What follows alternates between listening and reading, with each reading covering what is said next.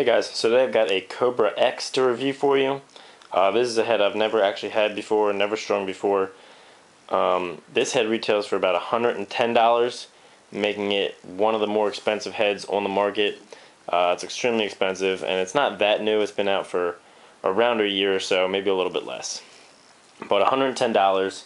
It comes in a high school only spec, the Cobra, and a high school and college legal spec, the Cobra X. There is no X6 version, but just the both. It's a pretty midfielder and attack-minded head. It's not great for defensemen, I don't think. One thing I really like about this head is the flare. You can see these inner sidewalls are flared in at the top, and that's going to let you string a great channel in the head. You pull the mesh very tightly from here down to where it flares right here, and it's going to hold the ball in there a lot better. Also, with these college spec heads, now they have to be 3 inches all the way across. The head's going to be 3 inches across the face, but in where the ball sits is going to be narrower, so you're going to have more hold while retaining the head's legality. It does have a lot of connectors up at the top here and much less at the top, so it seems like the flex point's going to be higher. I'm not sure how that affects face-off men, but I know that that is an important variable for them. It weighs about 4.8 ounces. Which puts it right in the middle of the pack, the same as the Evo X.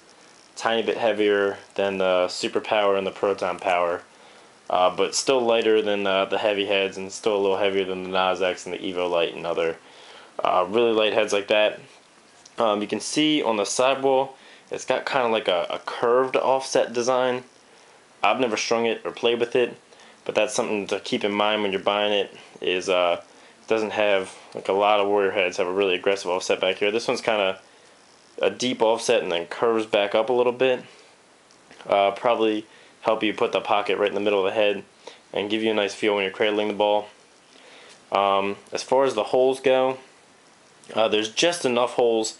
Any fewer and I'd probably complain about it. I'm pretty picky when it comes to sidewall holes, but you see at the top there's a couple big holes, 3, which is plenty. I usually only use one of the large holes. And then just enough at the bottom. They're not as frequent as a clutch or like the Evo Pro 2.0 or the Surgeon or any heads like that, but just frequent enough that you'll be able to string really whatever kind of pocket you want. The bottom holes are plenty big, a little tightly spaced for my taste if you're going to string a leather traditional pocket in it, but not something too much to complain about. One thing it has is a very pointed scoop. You can see the arch of the scoop right here. It's very arched, as opposed to some heads like the Surgeon and the Stallion, which are more flat there. One thing I find that affects is if you string a regular top string without a triangle top, it's going to make that middle mesh hole, if you string a 9 diamond top, really sag a lot, which is a big pet peeve of mine, which is why I only string triangle top string, so that can be easily eliminated with that. So that's not too hard, and that's not a big deal. Overall, I wouldn't buy it for the price. I think there's a lot better heads out there for cheaper, namely the Surgeon, the Evo X, the Evo, the Proton Power, the Super Power, pretty much every head. I can't justify buying this one for the price, but it does look cool. Comment on the dye real quick. This is done by Rocket Pocket, if I'm not mistaken. It's like their tiger stripe dye, and it is pretty sweet. So if you guys want a dye done, it seems like they do pretty high quality work. I'm not sure what their pricing's like.